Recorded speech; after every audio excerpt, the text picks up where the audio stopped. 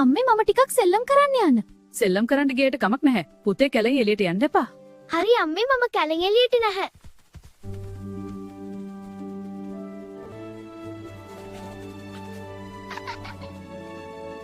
මගෙත් එක්ක සෙල්ලම් කරමුලා. එනමවද?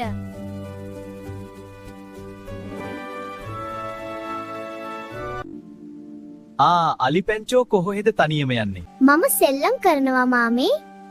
මේ කැලේ මොන සෙල්ලම්ද පැංචෝ? සෙල්ලම් කරන්න මීට වඩා ලස්සන තැනක් තියෙනවා. අනේ මාමේ ඒ කොහෙද? ඔයා කැමතිද ඒ තැනට යන්න? මේ ළඟ තියෙන්නේ එන්නකෝ මගේ පස්සෙන්.